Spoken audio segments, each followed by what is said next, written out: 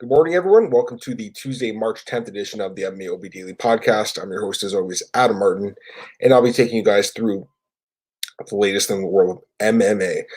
A couple pieces of news to talk about for sure today. Also, a few fight announcements. But first, I want to mention in less than an hour from now, 50 minutes from now, myself and Cole Sheldon will be here breaking down UFC Brasilia. So definitely go and check that out in about 50 minutes from now. Stay on the channel. It's going to be a new video as always, but definitely looking forward to talking about that card. That's a sneaky good card, guys. It's actually a really solid card this weekend, so I'm looking forward to doing that. But for now, I want to get to the news from basically yesterday and maybe some stuff that happened on the weekend, some fight announcements. So let's start right away with a video that's been kind of going viral in the MMA circles. Paulo Costa knocking out Logan Paul, the YouTuber, during a sparring session and at the UFC PI. And, it's a funny video, honestly. Logan Paul is a character, that's for sure. I mean, he's a YouTuber. He's a celebrity.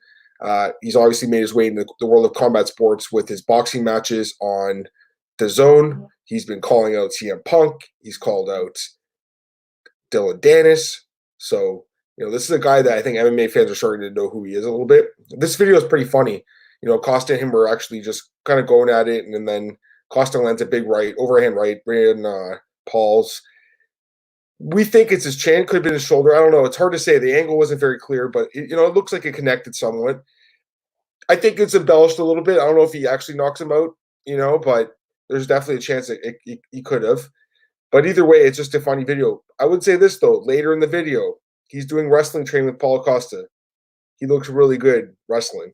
This is a guy who came from a wrestling background.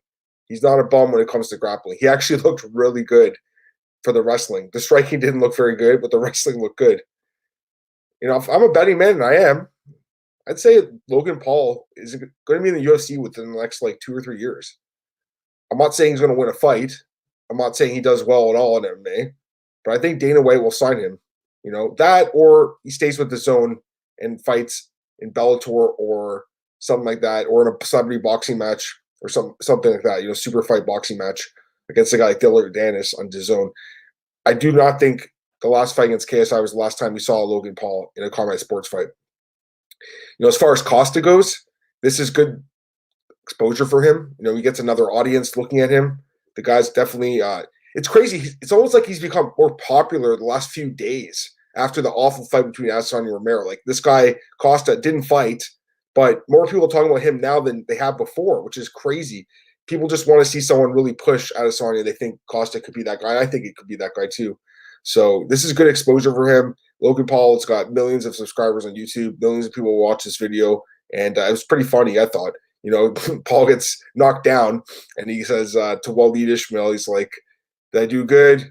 How did I do? I thought it was really funny. So, the guy's a character for sure. Funny video. Definitely go check that out if you haven't seen it. I thought it was pretty funny, although I'm not convinced it was a legitimate knockout. Speaking about Israel Adesanya, he was on Ariel's show yesterday. He really criticized Yoel Romero, kind of went after him for just not bringing the fight and for blowing his opportunity. And honestly, he's 100% right. Yoel Romero posted a video yesterday of him doing sprinting, just saying how much energy he still had left. And that's the thing that bothered me with the fight. It's like he had so much energy at the end of 25 minutes. So did Israel, but especially Romero. It's like, yeah, you understand Romero, you want to conserve his energy. He doesn't have the best gas tank in the world, but it's like he had so much energy left. He could have fought another 5-round fight, especially at that pace. So to me, the criticism is warranted.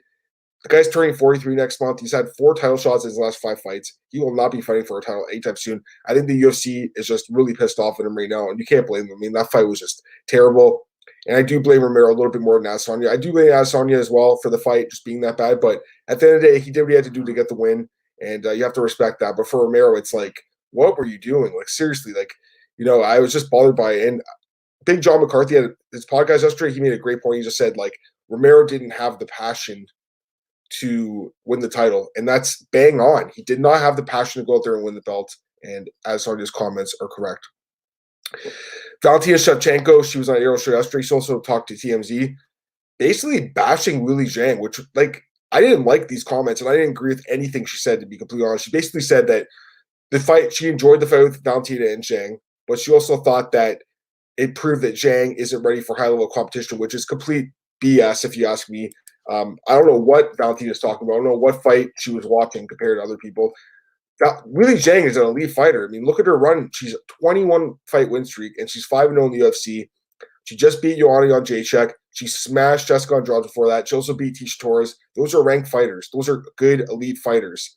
I don't know what Valentina's talking about. It was just weird. I just think that she's like a little jealous. I think she's a little jealous that Weili's getting so much attention right now, and Valentina's not getting any. Listen, Valentina is a great fighter. We all know that. We all know she's incredible. But honestly, she sounded so salty talking about Weili Zhang. And the comments just bothered me. I don't know why. It's just like, this fighter just had an incredible performance, like one of the best fights of all time. And you're out there saying she's not ready for elite level competition. Really? Really? I don't know about that, man. I don't agree with it at all. I'll be honest, like Zhang's, like, okay, obviously we know that Valentina's had a couple of really nice finishes, like the Jessica Eye finish and the Julia Pena finish. Those are nice. And she's had some great performances, but as far as an entertaining fight from back to front for 25 minutes, Weili Zhang's fight against Joanna was by far more entertaining than any fight Valentina's ever had in her career. And I think she was a little jealous about the attention everyone was giving Weili Zhang, and still is giving her, and deservingly so. So, I know what she's saying, that, she fought Joanna and she beat Joanna pretty easily. But again, that's up a weight class. This is a weight class below it. And, I think that Weili is, as far as elite level competition, she's as elite as it gets at 115. Valentina is predicting she's going to lose her belt in her next fight.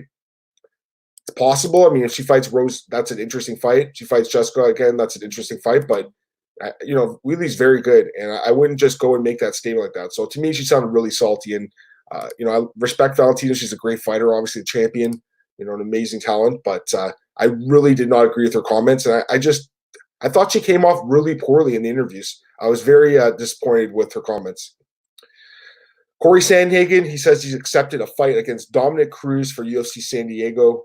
Actually, that wouldn't be the main event. It'd be the co-main event. So I guess, but obviously the main event's Poirier versus Hooker, which is incredible. But yeah, this is a good fight, be an interesting fight. I mean, Cory Sandhagen has got it back in the cage. I feel bad for this dude. He was supposed to fight Frankie Edgar back in January. The fight got pulled because for some reason the UFC wanted Frankie Edgar to fight Korean Zombie, which was so stupid. Terrible, stupid matchup that UFC made there. And Cory Sandhagen has just been in limbo ever since. Like, this guy was supposed to fight 2 months ago. He's still waiting for a fight. He might fight in 2 months against Cruz. We don't know. Cruz very well could pull out. I wouldn't want to accept the fight against Dominick Cruz because this guy is just an injury risk, and there's no telling that he could actually make it to the fight. So, Sandhagen, in my opinion, I'd be targeting a fight against Aljamain Sterling, and I know that Sterling has been injured himself lately, but the guy's way more active than Cruz. I would rather fight Sterling and Cruz. I think fans would respect that win more, too, to be honest with you. Like, Dominick Cruz, obviously, is an amazing talent, and he is one of the greatest bandweights of all time, but the guy barely fights, and he's old now, and he's injury prone. I just feel like fans and media would respect Sandhagen beating Sterling so much more than him beating Cruz. That's just my opinion. Maybe some people disagree on that one, but that's what I think about that. Bellator, they did like a press conference yesterday in New York, and they announced a bunch of new fights. Some pretty good ones. The best one probably in June. They have a card coming up in June, and it's going to feature Benson Henderson versus Michael Chandler 2. And that's an interesting fight, but the co-main event is the best fight in the card, AJ McKee against Darren Caldwell. That should have been the co-main event. Like, I just think they're a little bit overrating what fans think about Benson and Chandler at this point. I mean, that fight, I don't think it's going to be that great. I mean, we saw the first fight. It was a great fight. Don't get me wrong, but I just think like a few years later now, both guys have not looked amazingly. I know Chandler's coming off a nice win by knockout, but Benson hasn't looked that great. I think it's just an average fight, to be honest, at this point. I would have rather put McKee and Caldwell as the main event. I think there's so much heat behind those two guys. Just a great fight. So that's what I would have did. But either way, it's good that McKee's going to be able to fight because he obviously had that LCL tear. He still has that. He's going to fight through it. Crazy enough. He had surgery on it, but still, I mean, he is a little bit banged up. He's still going to go through the fight, and should be an interesting fight for sure. But, the fact that it's a 5-round fight and Chandler Henderson is 3 rounds, it's just kind of weird that they didn't swap it around. The only other thing I can think of is, do they introduce an interim lightweight belt? Because that would make more sense to me if it was an interim lightweight fight, but it's not.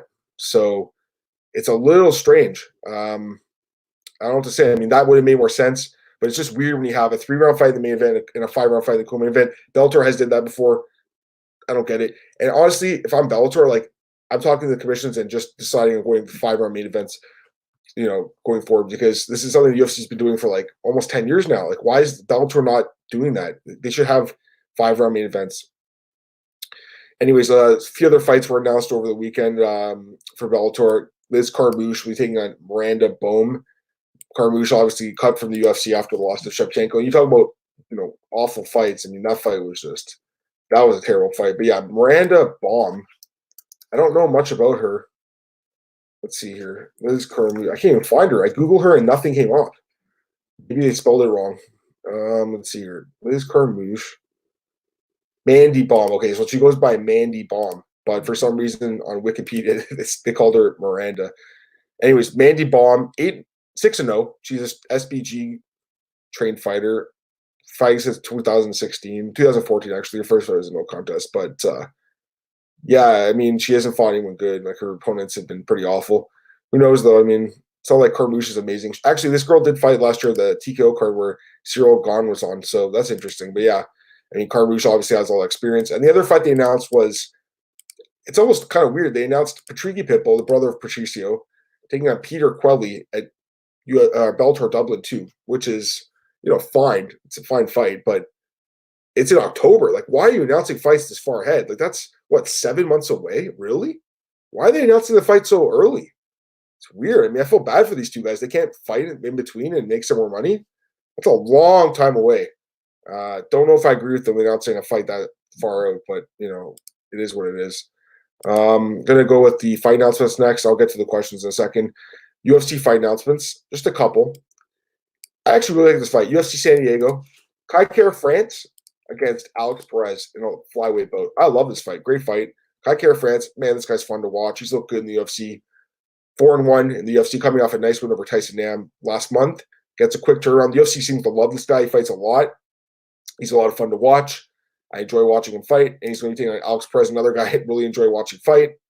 He's coming off, he's actually 5-1 in the UFC. So he's looked good. He's coming off back-to-back wins where De La Rosa and Jordan Espinoza. He looked great against Espinoza getting the submission win there. So, the one lost to Benavidez. It is what it is. And with France, the one lost to Moreno, another guy who's great. So awesome fight. Love this matchup. Really have no idea who I'm going to pick in this one. Don't even have an initial lean. I think it's a very, very close fight. Could go either way. It is in San Diego, so that's close to Perez's home. Maybe it gives him a slight lean there, but I got to think about it more. Fight's coming up in 2 months, so I got a lot of time to think about that one. And the other fight that they announced on the weekend was, oh man, this fight's garbage. I mean, this is a terrible fight. Heavyweight bout between Tuivasa and Jarjis Danho. You talk about like two of the weakest heavyweights in the roster. I mean, this has to be up there. The fight's in Perth, so I got to mention that. I mean, that gives Tuivasa an automatic advantage, but this guy has just been such a disappointment in the UFC. 3-3 record, so that's a solid record, but I mean, he hasn't looked very good. His last knockout, 2018, against Cyril Asker. Like, that guy's not in the UFC anymore. His only good win is against RJ Arlovsky, and it was a very close fight. Since then, he's lost 3 straight to Sergey Spivak, Blagoy Ivanov, and Junior Dos Santos. Has not looked good. It's like he gets worse every time he fights, so he's not been very good. But he is only 26, so he's got a lot of time to kind of improve. And then Jarjis Danho, Man Mountain, they call this guy. He is 5-1-1 in his career. And he hasn't fought since 2016 in the UFC. And he had 2 fights in the UFC, and he looked terrible in both his fights. He lost a decision to Daniel Malanchuk, and then he had a draw against Christian Colombo. Has not fought since 2016. So 4-year layoff taking on Tuivasa. This guy is not very good. No gas tank. You talk about like bad cardio. You thought Tuivasa was bad cardio. This guy has even worse cardio. So you got to go Ty Tuivasa. He probably finishes Jarjis Danho, but if he doesn't finish him, wow, this could be a really ugly 3-round decision. All right, a couple questions here. Consider Rodoju. Hey, buddy, what's up?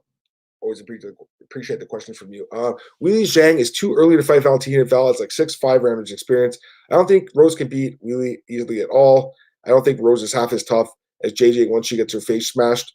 Yeah, no, I agree with that. I mean, if Weili fights Valentina right now, you'd pick Valentina, obviously. I think everyone would, I think. Weili is a great fighter, but at 115, she's not a 125er. She's also, I think, going to be too small for that fight. Plus, like you said, the experience. The 1 5-round fight she had against Joanna, you got to give her all the credit. She made the full 5 rounds, but definitely her gas tank was questionable during the fight, and her energy management, I guess, is an issue as well. But I think she'll learn from that. I mean, she's a very good fighter, and she's definitely a smart fighter too. So I think she'll learn. But yeah, and you also say I don't think Rose could beat Weili easy at all. I agree completely.